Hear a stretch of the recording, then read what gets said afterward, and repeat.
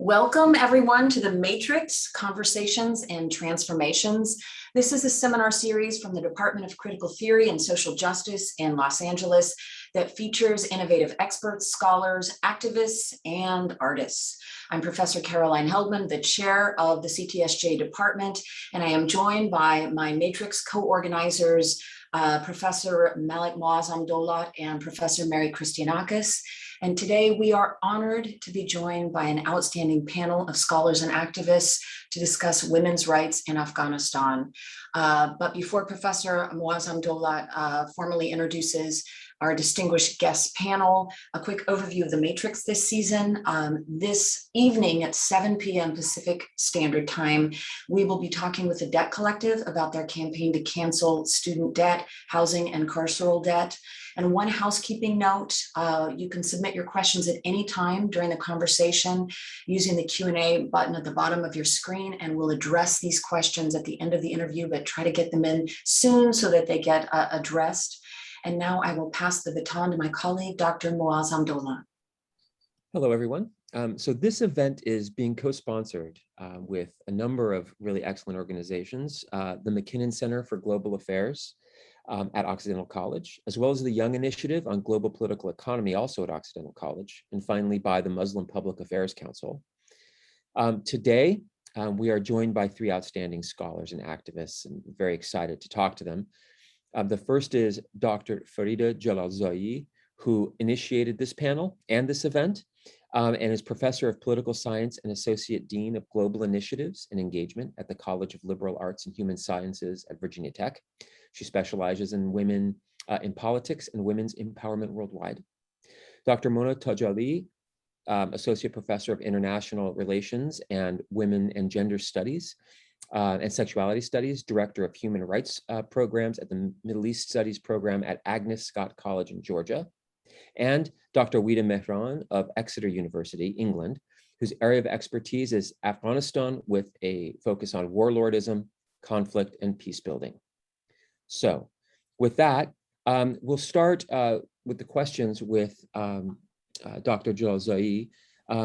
What are some of the important trends regarding women's empowerment in Afghanistan over the last 2 decades? And what are specific concerns regarding backsliding? Okay, thank you so much for having me here, first of all. And so it's such a pleasure to be on this panel. So I'm going to try to resist trying to, talk about a bunch of historical contextual details that I hope that we can perhaps work our way in the discussion to addressing at some point. But what I'd like to say, of course, is we can identify several ways that women's participation in Afghanistan in different realms has been curtailed before the Taliban ever came to power. So I think that we know this, but we can also talk about how at different points in time, improvements in women's status, I guess we could say, has been met with resistance and violence and backlash. Having said that, to address, Malik, your particular question, if we're thinking about the gains that women made in Afghanistan over the last 20 years, we can point to several. I think part of it is about their presence. And obviously one of the things that the Taliban tried to do was to restrict women's presence in the public sphere, broadly defined. So we saw women's greater presence in public life, in different institutions that they had previously been prohibited from being a part of. We saw a substantial increase, for example, in women-owned businesses. Women's participation as parts of civil society was definitely on the rise, being part of the civil service, for example. I'm an expert in political participation globally, not specifically to Afghanistan, but women's presence in Afghanistan, politically speaking, if you look at some of the numbers, definitely improved when we're thinking about institutions like parliament, due to quotas, positions like mayor, governors. I believe there was a woman deputy speaker in Afghanistan, for example. But there were still lots of challenges then, right? And so we don't want to make it seem like everything was perfect and that women had achieved parity or empowerment. And part of that is specific to women. Part of it is just is part of the difficulty in places like Afghanistan of anybody obtaining quality education, for example. But we saw improvements in things like maternal mortality rates, but still high maternal mortality rates, gender-based violence, harassment, and still, even though improvements of education were prevalent in healthcare, a lot is left to be desired, even in the last 20 years of progress. And with the rise of women in positions of political power, we also saw backlash. And so women being targets of violence, specifically because they were women trying to enter a very masculine realm. And so while I can definitely point to some of the improvements over the last 20 years, I don't want it to be lost that there were still many things that were left to be improved. And so in the midst of this, albeit limited progress, that the Taliban is now returning to power presents, I think, a much more difficult scenario given the already tenuous situation women are experiencing.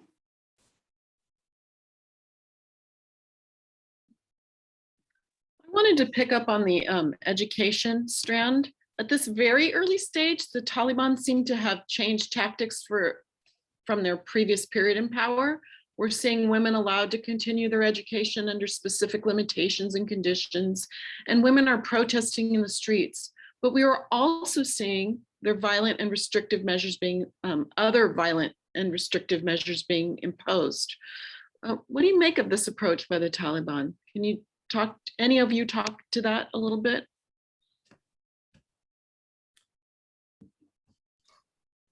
I guess I can try to speak about that a little bit. So yes, the main talking point of the Taliban thus far has been that we're going to grant women's rights from within an Islamic framework, and that's the qualifier that they put on without necessarily clarifying what that really means.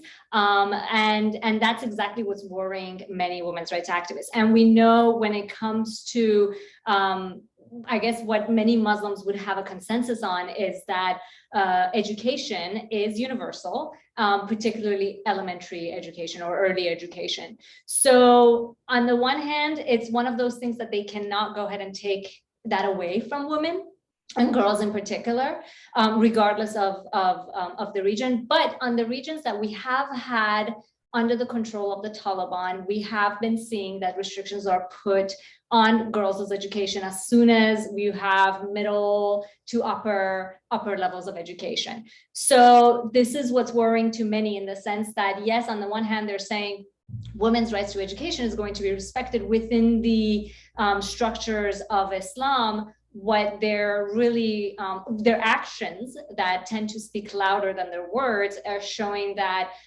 maybe elementary education would be somewhat tolerated, but anything beyond that is perhaps not going to be. Also, the other event that we're seeing happening recently is that women's universities classrooms are now being separated by curtains. So we see, gradually that these fundamental rights are under threat. And Weeda, following up on that, what Mona just pointed out about some of the curtailing from the Taliban this time, even though there's a different PR offensive, it appears, versus today compared to the 1990s. What is the relationship between these moderating choices and what's happening away from news cameras? Can you speak about what the campaign is and what's being said in public versus what's happening in private? It is actually what I actually believe is that the Taliban has become very savvy in terms of their PR campaign. It is not necessarily that they have changed. There is, I strongly believe this is not any reformed Taliban, any Taliban 2.0 version. This is exact same Taliban that were in power in mid-90s. Even Zabiullah Mujahid, the spokesperson for the Taliban, when he appeared for his first press conference in Kabul, he did mention that the group has evolved. We have become more positive. Nonetheless, the ideologies remain the same. And if we, yes, the Taliban has allowed some universities to open, and there's a curtain separating women from men. However, all eyes are on the Taliban right now, and the Taliban knows that and is aware that they're being watched. In Kabul, things are much more different than in other provinces in Afghanistan. So while in Kabul, a couple of universities have opened, these are private universities that have been open and women can go to a school. In other provinces, they're not. In essentially what the Taliban have done in provinces like Herat and Nangarhar and the rest is they had meetings, for a fact that I know of families and friends living there. They had meetings with university professors and staff and told that the universities will only open if classes for men and women are separate. And women are only supposed to be taught by female teachers. And when teachers raise their, university professors raise their voice saying that, well, we don't have enough female professors at the university to actually teach these students, the Taliban's answer was that, quote, that is not my problem. You had 20 years to take care of that matter, unquote. Essentially, what they wanted is that, on one hand, they do want to, at least in narrative, in discourse, they do say they want to allow women to actually gain an education, higher education. In practice, it's absolutely something different. They do not, they implement their own draconian version of Sharia interpretation. And in some parts of the country, they've allowed some students up to middle school to actually attend a school, but it's not the Taliban, by these policies, which are not implemented equally in all parts of the country, does show that the group actually does not, it comes down to where those policies are implemented and whether they are watched. Because in Kabul, these restrictions are a little bit lenient than in many other parts of the country. And they know that while being watched, women can protest, although they beat people up on the streets, but once the cameras are off, they beat people harder and more often. So this is the Taliban, this is kind of like a test period for the Taliban, that they try to test and push the boundaries a little bit and see the reaction, what happens. That's my analysis. If I push it a little bit further, what is the reaction of the international community? And can I push it a little bit further and further, particularly in Kabul? And the rest of in other provinces, there is a different story. Does anybody else want to respond to that or add anything to that before we move on? I feel about right. Okay, so let's maybe keep talking about these protests. So we've seen them in Kabul, as you said, but also early in Herat. And what are the demands that the women who are protesting making, and how are they articulating their demands for freedom and equal rights in relationship to Taliban ideology around gender and sexuality? So that's one question. So how are they finding a way to articulate those in that context? And you started to talk about it there, but just how dangerous are these protests for these women? Like, just how harsh and violent are the responses? Professor Jalazai, please. I think in the beginning, of course, to speak to what Mona was mentioning before, there was just a sheer moment of trying to obtain clarity about what the Taliban meant regarding the interpretation, of course, of these rights continuing in accordance with Islamic law. And that's also been giving way to discussions about whether or not engaging the Taliban at all is something to do in terms of recognizing them, realistically as an actor that's really critical to engage with given the circumstances. So those are two things on the sidelines that we can talk about maybe more centrally in a few minutes. But the demands include things that have been mentioned before: access to education, of course, beyond just the pivotal first years, employment without restriction, or an ability to regain foothold in the political sphere, mobility issues, freedom of mobility, I think is part of the discussion. And more generally, this articulation of the ability to count on some sort of sense of autonomy, freedom. You had mentioned, Malik, specifically regarding sexuality. Perhaps others could speak to that more. I haven't seen so much about that at this point, but you would also ask the question regarding how dangerous it is. But I think that as Weeda aptly stated, it's extremely dangerous, right? It's extremely dangerous, and it's just the things that we've been able to see from my media engagement, for example. So I'm not on the ground, and so I think others on the panel are closer to some of the groundwork that's being done by activists, and can probably speak to that more. But I'd also like to say, I think the most recent protests have mentioned the complete lack of incorporation of women in the government, for example, right? And so I think we can see greater clarity of what the Taliban meant when they mentioned, in accordance with their interpretation, of course, their interpretation of Islamic law. So yeah, I would just like to add on to that response by giving maybe the perspective of the organization that I'm part of, which is Women Living Under Muslim Laws, and it's a transnational international solidarity network, and it's specifically geared towards providing a platform for women as peace processes are taking place, or as women's rights concerns are taking place, and of course recognizing that often women's rights are taken away from them or are abused in the name of religion. So it's really critical for there to be that solidarity network. And so with regards to your question of, did the women of Afghanistan want to engage with the Taliban? So the worry started out very early on, as soon as the United States began to sort of enter negotiations with the Taliban, with the exclusion of the Afghan government. That was as early as 2018, 2019. We had a lot of women from within Afghanistan sort of ringing the warning signs in a lot of ways and saying, hey, hear us out. We don't have any evidence that they have changed. We don't have any evidence that they've moderated their stance. We need to make sure that we have a meaningful peace process. Unfortunately, that did not take place.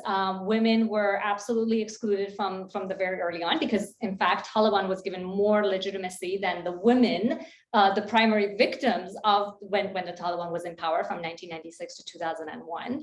And once the intra-Afghan negotiations began, that's when we had 4 women representatives on behalf of the Afghan government present within the Doha talks, but none from the Taliban.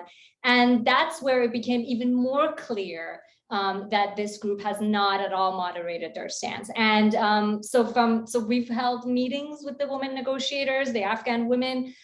They even set up, the Afghan Women's Network, for instance, they even set up a talk among themselves, or a session parallel to Doha. They traveled to Doha to be able to really try to articulate. There were 7 particular areas that women were very keen on making sure that they're fundamental as part of the negotiations, and that they even tried to find solutions of addressing them from within a religious framework as well, right? It's not to say that, you know, religion of Islam, just like any other religion, is open to interpretations. You have progressive interpretations, you have conservative interpretations. So they certainly wanted to push forward that sort of narrative, and they were largely excluded. And even when the Taliban was meeting with the 4 women negotiators, while their actions were quite civil, it was very worrying to see that not much concrete agreements were arriving at. And as Taliban was gaining even more ground, that's when we saw what Weeda and what Farida mentioned, is that, you know, we just saw targeted attacks and assassinations against the most high profile women's rights activists, women journalists, women judges. So all of these hand in hand together made the Afghan women feel that the international community was not hearing them and completely ignoring their demands. To follow up on that, and we'll start with Weeda, but I'm sure everyone has some thoughts on this, some analysis. Is there a sense amongst feminist activists that there is a negotiated path forward with the Taliban? Have you spoken with or worked with women who chose to stay? A lot of women chose to stay and they stayed behind. Not everybody has left, obviously, Afghanistan. So a limited number of civil society in general who have left: doctors, engineers, women activists, lawyers. And one thing that is quite interesting and to observe, and I'm happy about about this observation, is that once we saw so many people leaving Afghanistan, either before the Taliban came, because of those as Mona mentioned, those threats against them, because they were targeted: journalists, judges, lawyers leaving Afghanistan. And then afterwards they were airlifted, more than 100,000 airlifted. Thousands of people have left to other neighboring countries if they manage to. A lot of them are in hiding. So my worries were that when we lose all of these people, who is going to raise their voice in Afghanistan? What happens to the rest of the population? Because the worries was, and the narrative in Afghanistan and in the West as well, was that democracy, freedom of speech values, liberal democratic values, all of these are imported in Afghanistan, and they're upheld by a limited number of people in urban areas, and they do not relate to the rest of the population, etc., etc. And it's still, actually, unfortunately, these narratives are wrongfully spread all around. But the recent demonstrations in Afghanistan actually showed that it is not the case, that there are, despite the fact that we lost thousands of people right now, and a lot of women who were active and vocal are quiet right now, a lot of them are in hiding, but there are other women, there are people who are actually getting out on the streets, women who actually started these demonstrations themselves. We know for a fact that in Herat, in Kabul, it was women who started the demonstrations, and then men joined them, and it spread all over in the country. So it might not necessarily be as organized that we would have expected if the NGOs, for example, were running, if a lot of organizations were up and running and women could get together in a formal space, in university, in NGOs, other places, to get together and organize it. But this is all happening while we are in the absence of that organizational structures in place. And that is a great sign for Afghanistan, because these women are standing up and defending their rights, whether it is their rights for education, whether it is for freedom of movement for them. A lot of these women who joined the demonstrations were actually, for example, came to the demonstrations with anti-Pakistani slogans, for example, or because they lost their family members in the war, and they were against the Panjshir Valley violence in Panjshir Valley going on, and attacks in Panjshir Valley. So there are different interests there that are raised by women in Afghanistan, and it seems to be surviving, and it is getting larger and more bigger, despite the fact of all those issues that I listed. And part of the reason that, so it is quite interesting that in the beginning, women were, in the first week or so, women were quiet. The first demonstrations that started against the Taliban were actually in Jalalabad province, because the Taliban changed the flag, the color flag. They took down the Afghan three-colored flag and put up their own white flag. And that was mainly organized by men. After that, all these other demonstrations are spearheaded by women. And right now, the Taliban knows that if they clamp down on women and become violent towards women, they have actually, because everybody's watching them, it would reflect really badly on the Taliban right now. And that is the card that is actually what women in Afghanistan have used in their favor right now, that the Taliban are being watched. I'm going to ask for my rights and demand for my rights, because the women are going to lose a lot under the Taliban. So I would say the movement in terms of organizational wise might be limited. Nonetheless, the interest is quite widespread. Thank you, Weeda. And Farida, thoughts on the next steps for feminist activists and folks who chose to stay, women who chose to stay in Afghanistan? I mean, one of the things that, Weeda just alluded to was using perhaps or leveraging the international spotlight to take action. And to that extent, of course, we see the risks. The risks are very evident. And being able to use this moment to raise those points that we've been talking about throughout our discussion, but some of the signs of to what extent, if we look outside of the activist realm, to what extent are those voices that are being raised? Are they really being heard? Even given the limelight that this issue has, I think, been given. And I think that brings up larger questions about what is really driving the concern, right? Authentic conversations about the real drivers of our concern. I'm based, of course, in the United States, but American foreign policy. Are we really concerned about women's rights in Afghanistan? And so I mean, a little bit of background. I'm Pakistani Muslim, but I'm Pashtun.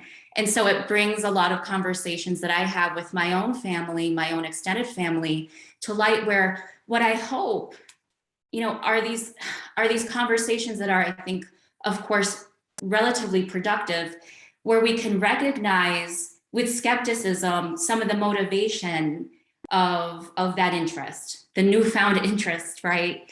In terms of let's say American foreign policy right now, but framing the interest in terms of women's rights. How authentic is that? But not use that as a reason to say we shouldn't pay attention to women's rights. And so, just for example, I had a conversation recently with someone where, yeah, we recognize that women's rights are curtailed around the globe. We recognize that. And we have to pledge, I think, to do much better than we're doing globally. And the United States, I think, is a prominent example of where violence against women is rampant and where women haven't achieved full empowerment. But to have the recognition that this is a moment where we can demand that women's rights are central to a negotiated peace and beyond, and really look to our international partners to back those articulations of demands, to back women's rights. This is really important right now. That's what I'm looking at. And then how do we promote women's organizations from within Afghanistan, women-led organizations? So the extent to which international partners really have to make negotiation with the Taliban if it's something that is unavoidable, but it's made contingent on the respect for the rights that women are articulating, and not just being used as, I guess, good press and recognizing that this is something that we need, that we really need as an international community to insist upon. So really bringing all of that together, a lot of the elements that we've discussed thus far, I think is part of that continuing struggle. Okay, so what kind of leverage do you think? So assuming that the American foreign policy and the drivers of American foreign policy can be convinced to engage in this way, productively in this way, what kind of leverage do you see the United States and Western powers and the coalition that was there having to push the Taliban on these issues, on women's rights issues? So the United Nations just today mentioned that Afghanistan is, if there's not some drastic intervention, they're going to have a humanitarian crisis. And also the Taliban knows that there's no way they will ever rise to power through the ballot box. they have risen to power thus far through force, and this is what they know, and this is what they do know. But at the same time, they're not necessarily, if you want to think about it of a traditional sense of how we think of governments, in terms of providing services, right? In terms of actually being accountable. And I think what Weeda was mentioning was that, you know, we do see women being at the forefront of the protests. We often, in fact, see women be at the forefront of all democratization processes. I study Iran, I study Turkey, you know, a lot of these countries. And in fact, you have the women first protesting their fundamental rights, and then you have the men joining, like, yes, I'm with you, I want to support your cause. But you don't necessarily see men themselves, particularly in fights against fundamentalism and Islamic conservatism. This is what we particularly see women be at the forefront, because there's just so much more at stake. So with regards to your question of what is the leverage, what Farida just mentioned was that, you know, make sure if there's going to be any sort of aid and assistance that's provided, that it's earmarked for women's rights. A primary concern of women right now protesting in Kabul and Herat is women's political participation. And there's a reason for that. There's a reason why that's such a primary concern, is because they need to be at the decision-making table. You cannot necessarily have ideology playing the role. I mean, we see what's happening in Texas right now, right? Where ideology is so central, and it's actually making decisions on behalf of such a large section of the society. So that's a very primary concern that they're having. And the Taliban is still continuously trying to push this question down the road. And they're doing this as a tactical way to hopefully see that the international community is not necessarily paying attention. And then they're going to really become oppressive towards women. And another concern that they're having, that I'm hearing continuously come from within Afghanistan, is to make sure that you do not legitimize this cabinet. And that's coming also from the neighbors, right? It's coming from Iran, it's coming from Afghanistan, from Pakistan as well, that to make sure that you don't necessarily recognize this. US and Germany just held talks yesterday, and they seem to be on the fence, but it is really worrying that on the one hand, there's such a big need for the humanitarian aid, and then on the other hand, is you know, who do you deal with? Do you legitimize this group that just took power by force? If I may add to that, and like legitimizing Taliban's caretaker cabinet is, I hope it is going to be difficult for the Western countries. There are 17 members on that list who are on the blacklist of various terrorist organizations. There is a $5 million reward for Sirajuddin Haqqani's whereabouts and information, and he's currently the Minister of Interior, and FBI only recently increased that to 10 million. We know for a fact that he is in Kabul, that he actually appeared for some sermons in mosques in Kabul. There are, like him, there are 16 others, and they're well-known terrorists. So that is the leverage that international community has. And another point, just adding to what Mona and Farida mentioned, is there is fear in Afghanistan that the international community would lose interest in Afghanistan soon, and that if the Taliban manages somehow to provide some level of security by force and silencing people, that in a month or two, or however long it would take, that women in Afghanistan will be forgotten. So one thing that probably for international community, women's rights activists and feminist groups, that is important to realize is not to forget Afghan women, regardless of what the governments do and what decisions that the governments take. Because I grew up in Afghanistan, and I was there and lived under the Taliban the first time around that they took over Afghanistan. And even though I was a teenager and I was young and I didn't have much of understanding of world politics and everything, one question always stuck to me and bothered me a lot was that why nobody cares about us? Is there anyone out there beyond Afghanistan who could do something about this?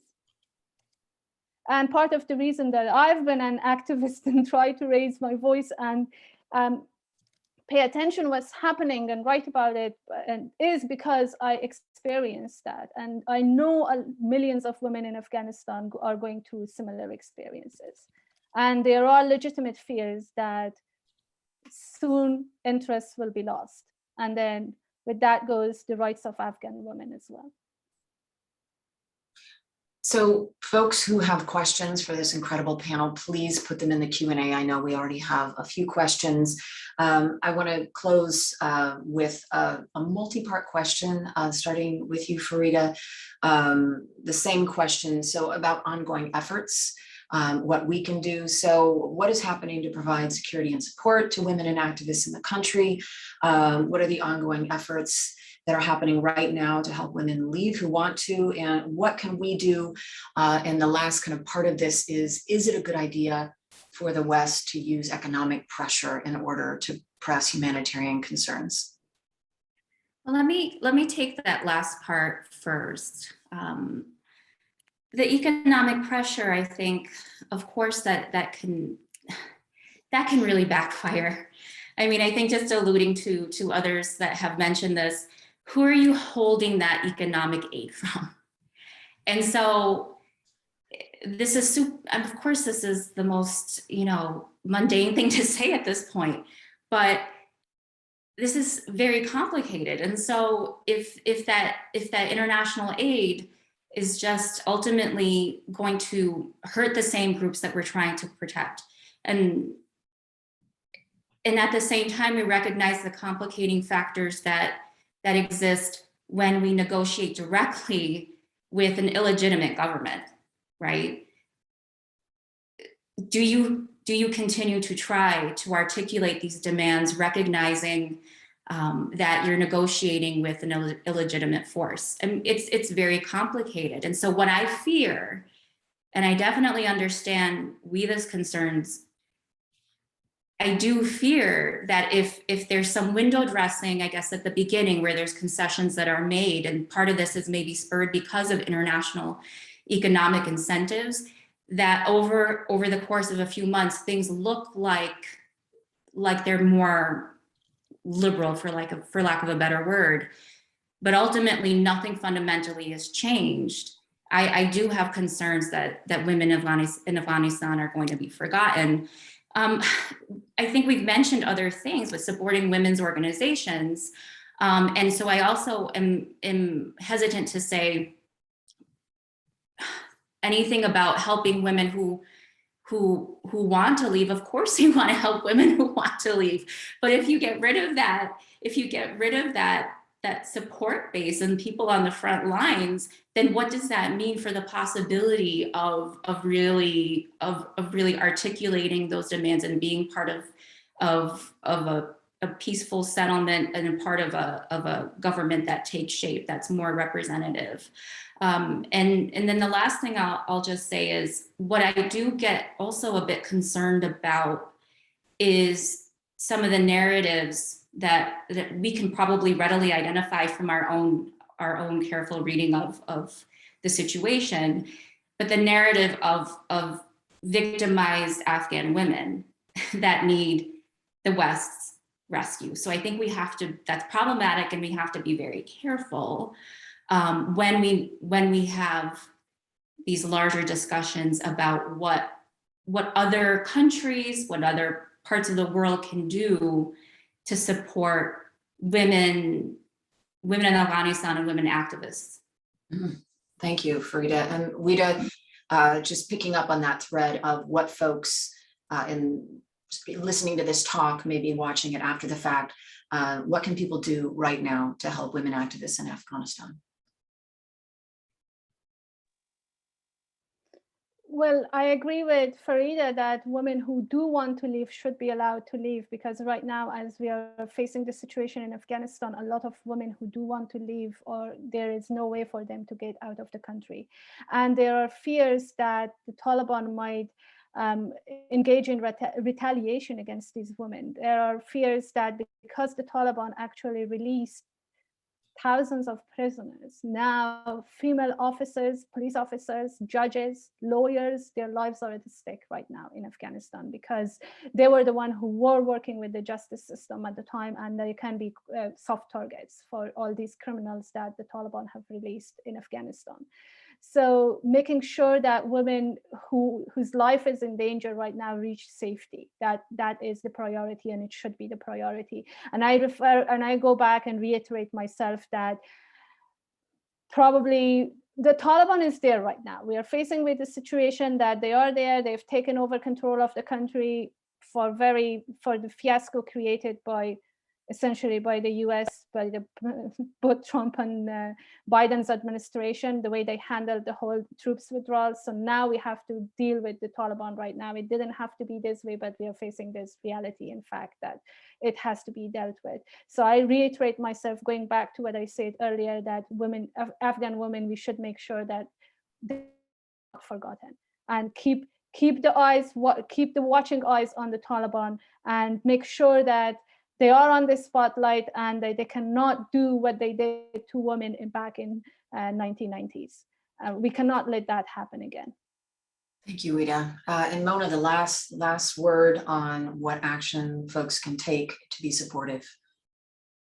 Yeah, I just want to add on to what was already said. I recently had an opportunity to interview an Afghan women's rights activist who's currently in hiding in Kabul, and her main and it was published in The Nation. Her main message was, I don't want to leave because this is my home. I invested so much. So she had been an activist for the past 12 years in Afghanistan, running NGOs, particularly on women's health, on maternal health, and so on. So her sort of message was, I've invested so much, and you can't necessarily let me go. And she was actually quite offended by Biden's speech, by basically saying like, oh, you Afghans, you just didn't do enough.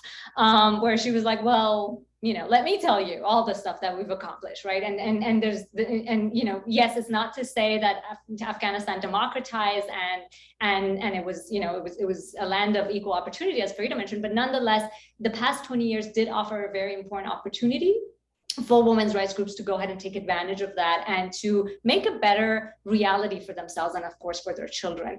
And her concerns were that we need to make sure that the international community is aware. We need to make sure that they're here, that the ICC, that the UN, that all these different entities are there and they are here to support us. If all of us leave, then therefore, who's going to report on a lot of these things? And when it comes to having the support right now, there are GoFundMe sort of websites that are happening. One is launched by Femina, FEMENA, which is also a solidarity network, and it's to help women who help basically house them as they are they're in hiding. And the other aspect is the transnational sort of support that we're seeing. So one thing that I think it was Farida that mentioned too earlier, that the reason why we knew when the Taliban was in power from 1996 to 2001 of what they were, it was thanks to women reporting of how they were treated and how they were oppressed. And that was also with links to some international women's organizations, particularly Feminist Majority of the United States. So it was a lot of these collaborations that happened that actually allowed the Taliban not to be legitimized by the international community back then. So the same linkages are still there. There are so many women's rights groups that are concerned, both within Afghanistan, both abroad. So I think it's also really critical to sort of consult with them when it comes to these peace processes, when it comes to these transitional governments. It's really critical because these entities are so much better positioned to be able to really know what is at stake. Okay, so one quick follow-up here. We were in the previous discussion about leverage. Farida, you mentioned the complexity of offering up humanitarian assistance, so offering money and other resources. But the Western powers hold billions of dollars of Afghani money in frozen accounts. And withholding it as a mode of leverage might seem really attractive right? So that Taliban wants to be able to provide services and sort of build and buy weapons and consolidate their power.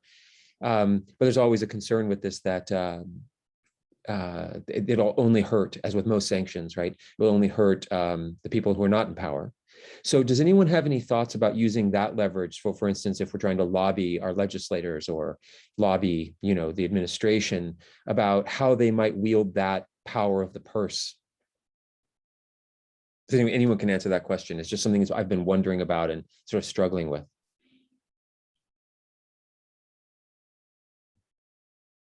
No one wants to take a shot at that one. That's fine. Okay, so I don't know. So it's fine. So let's. I guess I'll just add the complication that you raised and Farida also mentioned is that there's sort of, there needs to be a fine line between humanitarian aid and providing legitimacy to the Taliban and to sort of support their government and their system and their ideology and all that's happening, right? So when I'm saying we, I mean women living under Muslim laws, when we launched our campaign back in 2020, in particular on making sure that women were at the negotiation table, we heard from governments of Germany, of Holland, of the Netherlands, of all these Western European countries, and their main sort of message to us was no, for sure, women are primary, women are there, we will for sure not ignore them, not forget them, and so on and so forth. So and in fact, you did have these entities go ahead and support organizations or NGOs and so on and so forth to function, to bring literacy, to bring education, to bring even basic, sexual health to women and so on and so forth. So I think all of those are quite pivotal. And in fact, you've had women that were trained to run them from within Afghanistan. So it's really critical that those work continue. But unfortunately, with the chaos that just happened, all of their offices are closed. All of that funding is closed. So all the women who were the trainers who were running their NGOs are now in hiding. So I think this is the international community. We need to come together and collaborate and learn how can we lend support where the support is truly there to save lives, to really empower, and when is it that support could fall into the wrong hands, right? I mean, sanctions, we've got smart sanctions, and so on and so forth. So there are ways to address this. So jumping into the first question, and maybe I'll broaden it a little bit. The idea, so a participant is asking, were women allowed to go to university 20 years ago? So I don't know who wants to jump in here, but maybe just provide an overview of what happened with the Taliban in the late 90s into 2001, what life was like. I can give it a go at that because I lived that life there. No, women were not allowed to go to university. Women were not allowed to go to work. The only sector that women could work, it was health sector. So they could, if women who were physicians and nurses and working at the hospital, they were allowed to work. No other woman in any other sector was allowed to work. Universities were all closed for women, and so were schools closed down for women. I couldn't go to school, and even when we had some underground schools running by some of our teachers, and a few of us, 4 or 5 of us at the time, would go there and study for some of the subjects. The Taliban found out even about that, and they closed them down because the teachers got threatened by the Taliban. So right now that even the Taliban is allowing women to go to university with like divided classes by curtains, I guess you could say that's an improvement on the part of the Taliban, like in Kabul, I would say. Yeah. So one last question, and then please put questions in the Q&A if you have any for our amazing panel. Do any of you have any thoughts on what can be done to support the Afghans who came to the West, to the United States or into Western countries? Are there organizations that you think are doing a great job? Should we be doing more publicity and getting media eyes on those people as they arrive and what's happening with them? Do you have any thoughts on what we can do? That's open to everybody. Yes, I can add a little bit to that. So yes, there are many that are landing within United States, and of course you can just imagine what situation they were in when they left, right? I mean, these are individuals who purely left with the clothes on their back, and their priority was just to save themselves as well as their family members. So yes, I really do hope that the United States under the Biden administration is going to be a lot more open to settling them, to providing support for them. I really hope that major cities, I am in Atlanta right now, Atlanta tries to be proud of the fact that it's a sanctuary city. I have not seen the city's mayor say anything thus far about these efforts, but my colleagues in Canada, they are. For instance, in Montreal, we did have colleagues get responses from the city of Montreal saying, hey, what would they need? Do they need? And then we said they need cell phones, they need their rent covered for the first few months, they need, so I think it's really critical that we put pressure on our own legislators and the city councils to say that, hey, a lot of these individuals, they put their lives at risk to support US, to support our men and women fighting on the ground there. So therefore, it's some of the least that we can do to, hopefully move away from this whole, refugees being, I don't know what else. So I think that's a really critical approach that that many of us can be taking.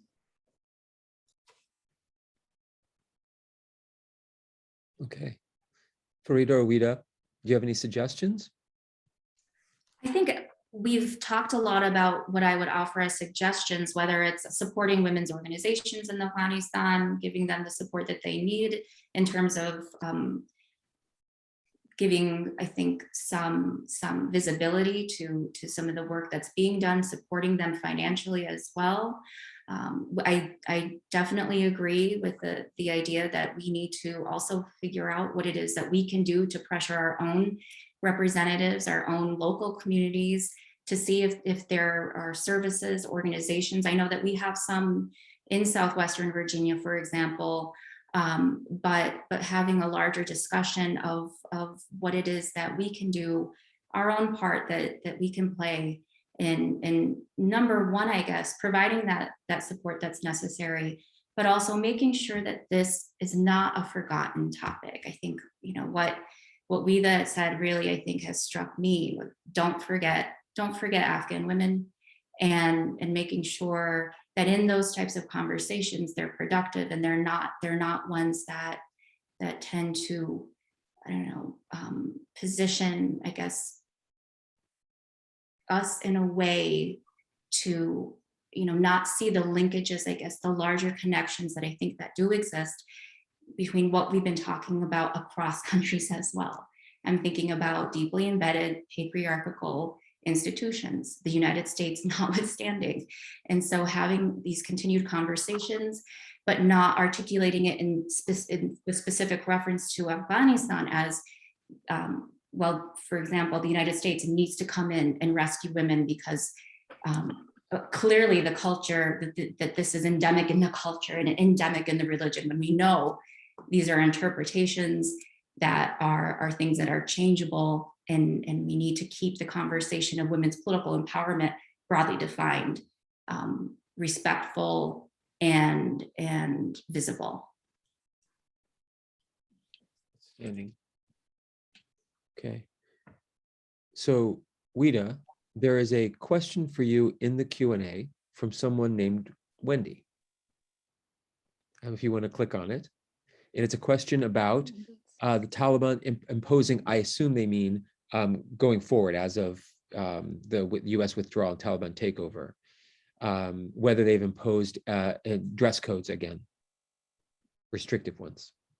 Okay, so I don't see, I haven't figured out, I have to check the Q&A, sorry.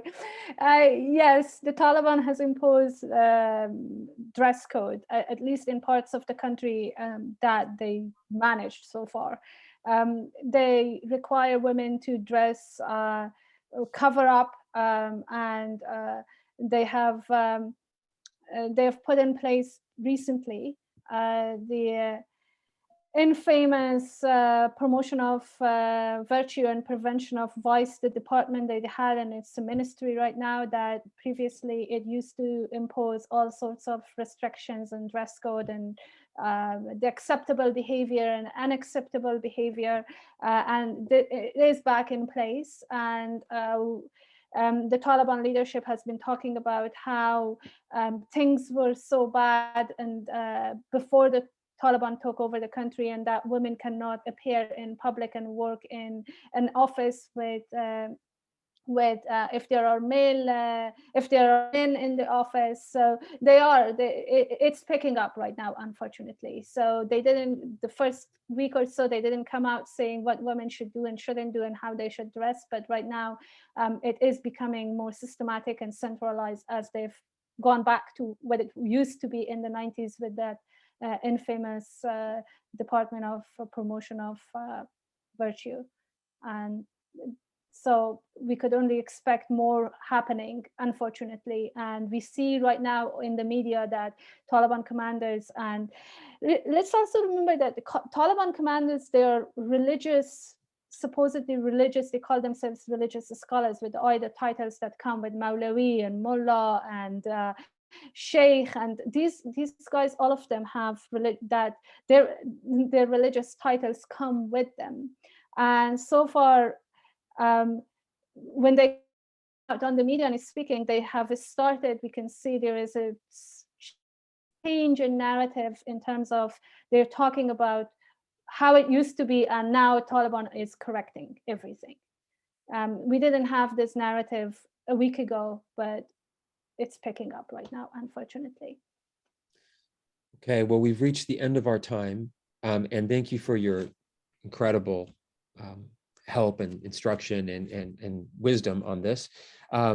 We will keep our eyes on this, and we will contact you. And if you have any particular organizations within Afghanistan or for support of people in the West, we will share those with people who registered for this, and put them possibly on our social media as well, so people can reach out to them and do that support. But thank you again so much for your time and for your work. And we'll end there. Professor Heldman. Really want to say thank you from the bottom of our hearts for putting this together, and Farida for your work on this in particular and organizing this. I think what you've provided for anyone who is watching this is obviously the history, what's happening now, what we can expect, but most importantly, how we can take action to be supportive. So thank you so much. Thank you, everyone. Thank you. Bye.